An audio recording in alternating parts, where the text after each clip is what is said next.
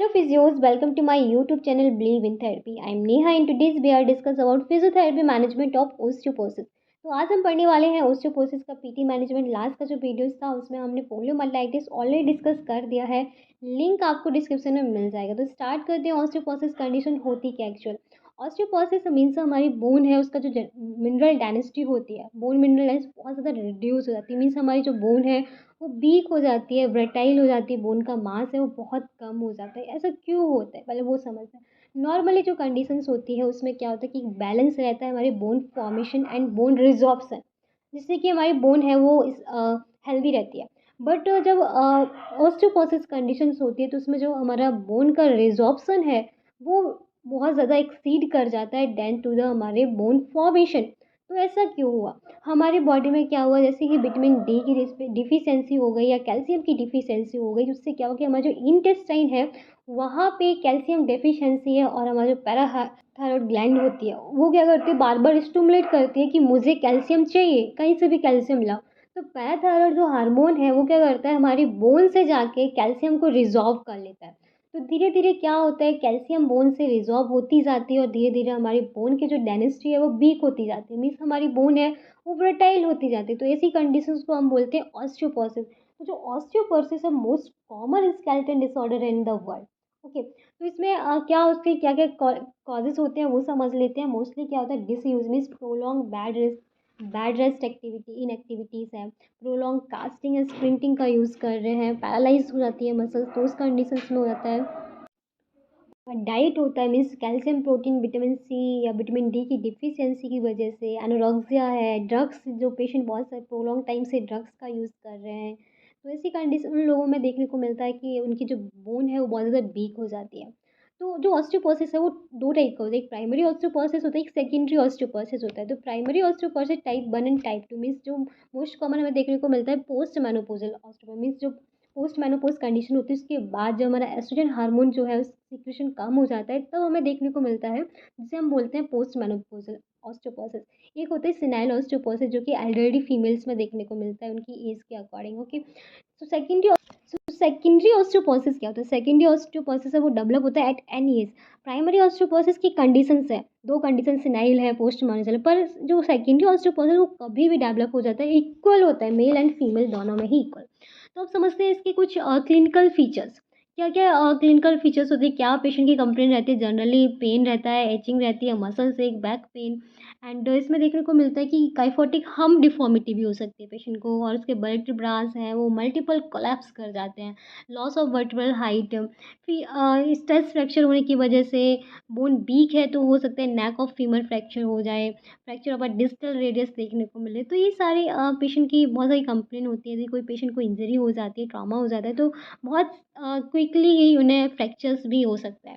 तो एग्जामिन करेंगे पेशेंट को, असेस करेंगे पेशेंट को, एंड देन उसके बाद हम करते हैं कुछ गोल्स होते हैं according to the patient complain, हम उस गोल को प्लान करते हैं जो फिजियोथेरेपी ट्रीटमेंट बोलते हैं। तो इसमें हमारा सबसे फर्स्ट होता है पेन को मैनेजमेंट करना है, प्रिवेंटिव मेजर में कुछ होनी चाहिए, क्या क्या प्रिवेंशन देनी है पेशेंट को, वेट वेयरिंग एक्सरसाइज करानी है, बैलेंसिंग एक्सरसाइज करानी, फ्लेक्सिबिलिटी एक्सरसाइज करानी, पोस्चरल एक्सरसाइज करानी है, एंड फंक्शनल ट्रेनिंग। तो ये हमारा हो गया गोल। अब नेक्स्ट समझते हैं क्या क्या हम फर्स्ट गोल जो हमारा है पेन मैनेजमेंट, कैसे आप पेन को मैनेज करेंगे। तो फर्स्ट है कि मैनुअल थेरेपी का यूज़ कर सकते हैं, आप थर्मल थेरेपीज दे सकते हैं पेन को कम करने के लिए। मैनुअल थेरेपी में जो टेक्निक होती है लाइक जो सॉफ्ट टिश्यूज मसाज हो गया, मोबिलाइजेशंस हो गया, मायोफेशियल रिलीज हो गए, जो कि हमारे पेन को मैनेज करते हैं, मोबिलिटी को इम्प्रूव करते हैं। थर्मल थेरेपीज में क्या होगा, यूज़ ऑफ अ हीट है, कोल्ड पैक्स हैं जो कि हमारे मसल्स टेंशन, पेन है, स्पैज़म है उसको कम करता है।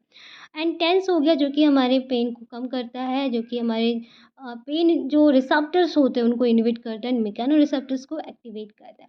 अब second is a patient education, जो कि बहुत ज़्यादा इंपॉर्टेंट है। पेशेंट को उसकी कंडीशंस के बारे में आपको अच्छे से समझाना भी है, क्योंकि पेशेंट को यही बताना है कि यदि वो ट्रीटमेंट सही से नहीं ले रहा है तो और क्या कंडीशंस है जो उसके लिए प्रॉब्लम क्रिएट कर सकती हैं। तो पेशेंट एजुकेशन में पेशेंट को उसके जो help manage osteoporosis with minimal risk of complication, कैसे आप मैनेज करेंगे जिससे कि और कम रिस्क हो सके, to build or strengthen the bones and the muscles, to decrease the amount of bone loss and the risk of injury, help to stay independent. Okay, next है teach proper postural alignment, patient को alignment भी बताना है कि किस type से उसे alignment रखना है, वरना उसकी बोन को फ्रैक्चर होने के स्ट्रेच फ्रैक्चर हो सकता है। एंड अदर एक्टिविटीज़ करने टाइम पेशेंट को अपने पोस्चर अलाइनमेंट पर ध्यान देना होगा। Body movement to protect the spine from fracture during daily activities like lifting, forward stooping and bending. तो ये सारी आपको पेशेंट को एजुकेट करना है किस टाइप से, क्योंकि उसकी बोन बहुत ज़्यादा वीक है। पेशेंट को समझाना है कि आपकी बोन बहुत वीक है, आपको रेपिटेटिव एक्सेसिव मूवमेंट्स नहीं करने हैं, ऐसे कोई मूवमेंट एक्टिविटीज़ नहीं करनी, वेट लिफ्टिंग नहीं करना है जिससे कि और उसकी बोन है वो फ्रैक्चर हो जाए उसका। और क्या प्रिवेंटिव मेजर देखते हैं, क्या क्या प्रिवेंटिव मेजर है, मीन्स क्या क्या पेशेंट को प्रिवेंशन दे सकते हैं आप। फर्स्ट जब बैक एक मीन्स आप पेशेंट को देखने को मिलेगा काइफोसिस देखने को मिलता है। पेशेंट को उसके जो स्पाइन का कर्व है वो भी आपको कर्व देखने को मिलेंगे, कहीं लॉर्डोसिस है, काइफोसिस टाइप का मोस्टली काइफोसिस देखने को मिलता है। तो इसके लिए कुछ ब्रेश का यूज़ कर सकते हैं। टेलर ब्रेश से बोलते हैं, मीन्स टेरो superior hypertension brace, S brace बोलते हैं। तो ये ब्रेश का पेशेंट को आप सजेस्ट करेंगे जिससे कि जिसका काइफोसिस का जो कर्व है वो धीरे धीरे कम हो जाए। Next is a life style exercise. Patient को बताना है कि आपको लाइफ स्टाइल कैसी रखनी है। फिजिकल एक्टिविटीज़ में increasing the speed, frequency and vigorous to of each physical activity as one perform in a daily routine. और spinal orthosis when patient is erect and mobile support exercise, जैसे कि example है belt है, collar है। तो इन सारी चीज़ों को पेशेंट को उसकी हेल्प से पेशेंट को एक्टिविटीज़ करनी है। और क्या करा सकते हैं, पेशेंट को उसकी सप्लीमेंट, उसकी डाइट के बारे में भी आपको उस पेशेंट को बताना है, क्योंकि उसकी प्रॉब्लम कहाँ से स्टार्ट हुई, उसकी डाइट से स्टार्ट हुई, उसकी प्रोटीन की डिफिशियंसी से, विटामिन की डिफिशियंसी से स्टार्ट हुआ है। तो पेशेंट को आपको उसके बारे में भी बताना है, क्योंकि ये एक प्रिवेंटिव मेजर है। यदि पेशेंट अभी भी ध्यान नहीं देगा तो और कंडीशन वर्स्ट होती जाएगी। तो high protein and calcium rich diet होनी चाहिए, रेस्ट होना चाहिए, पेशेंट एनालिसिस मीन्स यहाँ पे फिजियोथेरेपी दे रहे हैं तो हम यहाँ पे hot pack and cold pack का यूज़ करेंगे। And anti anti inflammatory drugs भी दे सकते हैं पेशेंट को, मसल्स रिलैक्सेंट करेंगे। एंड क्या क्या प्रिवेंटिव मेजर होंगे, estrogen supplement in a single most effective measure prevent type 1, it is a preserve positive calcium balance by a bone remodelling. क्योंकि estrogen कम हो जाता है, डिफिशियंसी हो जाती है, तो उसकी वजह से भी हमारी बोन है वो वीक हो जाती है। तो उस पर भी ध्यान देना है। Calcium calcitonin has been recently use for prevention of post menopausal osteoporosis. Calcitonin patient को बताना है उसके बारे में कि कैसे बोन को रिजॉर्प्शन से बचा सकते हैं। Okay. Adequate vitamin D, calcium intake, fluoride are beneficial in treatment but not in a prevention as stabilise the bone mineral and stimulate osteoblast to form of a new matrix. तो ये सारे कुछ preventive measure है। Next is a resistance exercise patient को करानी है जिससे कि पेशेंट की जो मसल्स हैं उनकी स्ट्रेंथ थोड़ा डेवलप हो सके। बट आपको ध्यान देना है कि जितनी सारी रेजिस्टेंस एक्सरसाइज करानी है वो अकॉर्डिंग ऐसी होनी चाहिए पेशेंट के, जिससे पेशेंट को कोई रिस्क ना हो। Okay. An exercise lead to stronger bone. Physiotherapy designed to appropriate exercise program which can reduce the risk of fall and fall related fracture. तो ऐसे ही आपको डिज़ाइन करनी है जिसमें कि पेशेंट को फॉल का चांसेस ना हो और उसके कोई फ्रैक्चर वैक्चर के चांसेस ना हो। एक्सरसाइज प्रोग्राम क्या करेंगे, include use of exercise band, gravity resistance exercise, जैसे कि फॉर एग्जांपल स्क्वाट है, सिंगल लेग हील रेस्ट है, प्रोन ट्रंक एक्सटेंशन है with cushion to protect lowest rib, pushups, lunge, sustain standing position in neutral supine positions. तो ये हमारी कुछ resistance exercise थी। अब समझते हैं कुछ लोडिंग एक्सरसाइज। थोड़ा सा पेशेंट को लोड देना भी मीन्स पेशेंट को वेट लिफ्टिंग भी करानी है तो किस टाइप से आपको करानी है, उसका जो पोस्चर का अलाइनमेंट है वो करेक्ट होना चाहिए, वरना उसको स्पाइन पे फ्रैक्चर हो सकता है। तो इसलिए आपको वो सारी एक्सरसाइज पेशेंट को बताना है, उसका पोस्चर पे देख के ध्यान दे के बताना है। Weight lifting in the proper spine and lower extremities align. जब भी वेट लिफ्टिंग कर रहा है तो प्रॉपर स्पाइन का और उसके लोअर एक्सट्रीमिटीज़ का अलाइनमेंट बराबर होना चाहिए। वेट बेयरिंग जो एक्सरसाइज है, स्टॉम्पिंग है, हील ड्रॉप्स है, डांसिंग है, जॉगिंग है, also done under the guidance. यदि पेशेंट ये सारी एक्सरसाइज कर रहा है तो गाइडेंस के अंडर करना है पेशेंट को, वरना इनको अवॉइड करो तो ज़्यादा बेटर रहेगा वेट लिफ्टिंग को। यदि पेशेंट का ऐसा कोई ऑक्यूपेशन है पेशेंट को करना है तो जो भी आप वो पेशेंट को गाइड कर रहे हैं, फिजियोथेरेपिस्ट से जो गाइड कर रहा है उसके अकॉर्डिंग ही करना होगा। नेक्स्ट जो wait bearing exercise, wait bearing exercise कराएंगे पेशेंट को। जो वॉकिंग मीन्स इनकरेज है low impact weight bearing activity to maintain bone density. These exercise place stress on the bone.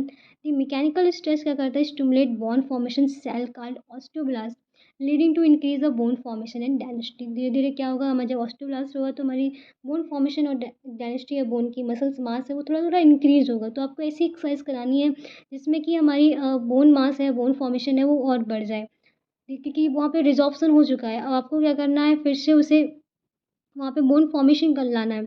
Dynamic wait bearing exercise जैसे कि क्या हो गया, हमारे वॉकिंग हो गया, लो first slow down, decline in spine means bone mass जो mineral density है demonstrate in meta analysis of a 7 studies. Sorry, ये तो पॉइंट सही नहीं है। नेक्स्ट क्या कराएंगे वेट लिफ्टिंग एक्सरसाइज में, जैसे कि वेट बेयरिंग स्टेयर क्लाइंबिंग हो गया, increase load on a bone, promote bone growth, strengthening exercise using weight और resistance band of a body weight exercise like a squat, lunge, leg press have also shown maintained to improve bone density of the location of the target muscles attachment. तो आपको ध्यान देना जितनी भी आप exercise करा रहे हैं, स्ट्रेंथनिंग एक्सरसाइज है या आपकी रेजिस्टेंस एक्सरसाइज है, तो वो सब पेशेंट के अलाइनमेंट पे ध्यान देना है और पेशेंट को बताना कि जब आप स्ट्रेंथनिंग एक्सरसाइज करेंगे तो धीरे धीरे आपकी बोन की डेंसिटी वो इंक्रीज होगी, तो इसलिए पेशेंट ईजिली कर पाएगा और आपको कॉपरेट करेगा। जैसे कि सिट टू स्टैंड हो गया, स्क्वाट्स हो गया, लो इम्पैक्ट एरोबिक एक्सरसाइज हो गई, वॉकिंग है, टू रेस है, तो ये बहुत सिंपल एक्सरसाइज है, ये पेशेंट को आपको सजेस्ट करनी है। नेक्स्ट है जब बैलेंसिंग एक्सरसाइज। बैलेंसिंग एक्सरसाइज में क्या है, single leg stand, heel to toe walking and stability ball exercise to enhance proprioception and prevent falls. ये रिसर्च क्या कहती है, shown that static weight bearing exercise जैसे कि single leg standing slow down the decline of the hip bone mass density. जो single leg standing जो होती है स्लो डाउन धीरे धीरे आपको करनी है, तो इससे क्या होगा, हिप की जो बोन मिनरल डेंसिटी धीरे धीरे कम होगी। Research has shown the weight bearing activities can slow down the rate of bone loss। धीरे धीरे जो बोन लॉस का रेट है वो कम करेगी, particularly in post menopausal women. Mostly जो कहता है पोस्ट मोनोपोजल जो वुमेन्स होती है उनके लिए वेट बेयरिंग एक्टिविटीज़ बहुत ज़्यादा इफेक्टिव होती है। Who are the higher risk of osteoporosis due to hormonal changes, क्योंकि हार्मोनल चेंज की वजह से ही पोस्ट मेनोपॉज़ल ऑस्टियोपोरोसिस होता है, तो इसलिए वेट बेयरिंग एक्टिविटीज़ बहुत ज़्यादा इंपॉर्टेंट होती है, क्योंकि ये डिक्लाइन करती है, कम करती है हमारे जो बोन मिनरल डेंसिटी जो कम हो रही है उसको। नेक्स्ट जो ऑस्टियोपोरोसिस में जैसे ये एक्सरसाइज है हमारी weight bearing exercise, posture squat, kick up the dirt, wall plank, quick heel raise, jogging in a place. तो ये सारी बहुत सिंपल एक्सरसाइज है जो पेशेंट को आपको बतानी है। नेक्स्ट है जब balance and coordination. Balance and coordination exercise जो बहुत की हेल्प करती है पेशेंट को जो रिस्क है उसको कम करने में।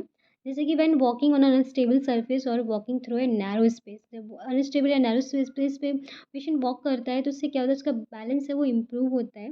बैलेंस इंप्रूव होता है, धीरे धीरे उसकी डेंसिटी भी इंक्रीज होती है। दीज एक्सरसाइज हेल्प क्या करती है, improve balance. Exercise on a bobot ball and placing challenge the whole walking can increase and maintain balance as part as a overall fitness program exercise program 2 to 3 times of per week। Next है जो flexibility exercise. Flexibility exercise जो कि हमारी stiffness को कम करती है, range of motion को increase करती है, जॉइंट की रेंज ऑफ मोशन को। तो आप स्टैटिक स्ट्रेचिंग भी करा सकते हैं, पर आपको ध्यान देना है कि आपको स्ट्रेचिंग बहुत ज़्यादा फोर्स लगा के नहीं करानी है, जिससे कि बोन वीक है, बोन में कोई भी फ्रैक्चर होने के चांसेस हो जाए, इसलिए आपको पेशेंट की कंडीशंस के अकॉर्डिंग ही फ्लेक्सिबिलिटी एक्सरसाइज करानी है। Osteoporosis can lead to stiffness हो जाती है, इसलिए हमें एक्सरसाइज करानी होती है जो कि डिक्रीज हो जाता है रेंज ऑफ मोशन हमारे जॉइंट का।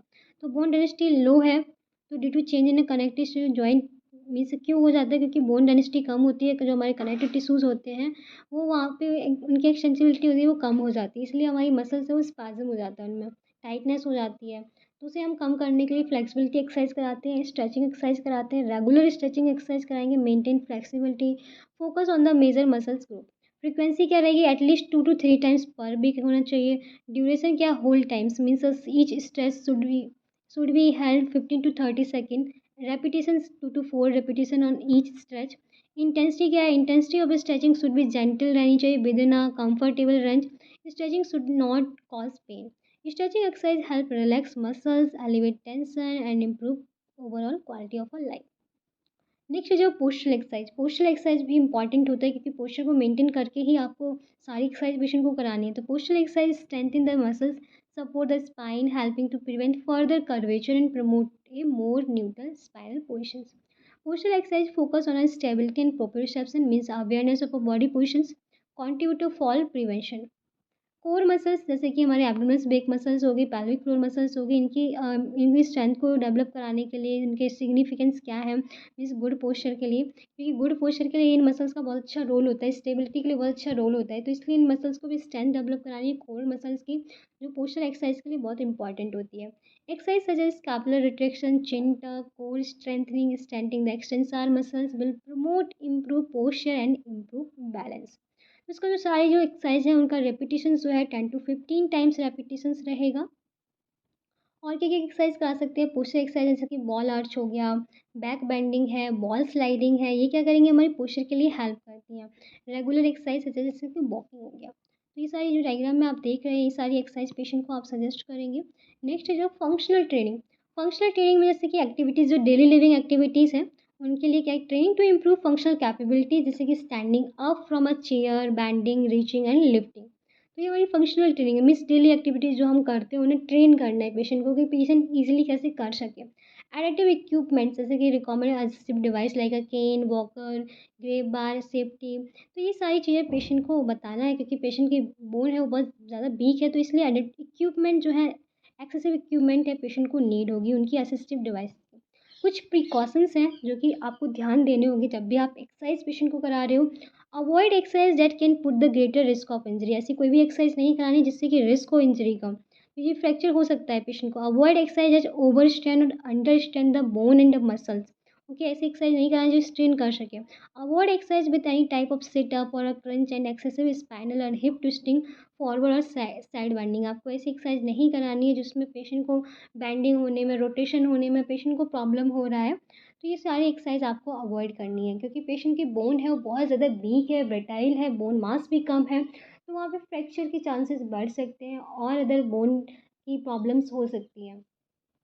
तो आई होप आप यहाँ तक समझ गए होंगे कि ऑस्टियोपोरोसिस क्या होता है, इसका पीटी मैनेजमेंट कैसे करना है। डे बाय डे आपको पीटी मैनेजमेंट पेशेंट पे करना होगा। तो वीडियो आपके लिए हेल्पफुल है तो प्लीज़ वीडियो को लाइक करें, चैनल को सब्सक्राइब करें। कोई भी क्वेरी होती है तो कमेंट बॉक्स में कमेंट करके पूछ सकते हैं। Thank you so much and keep supporting me.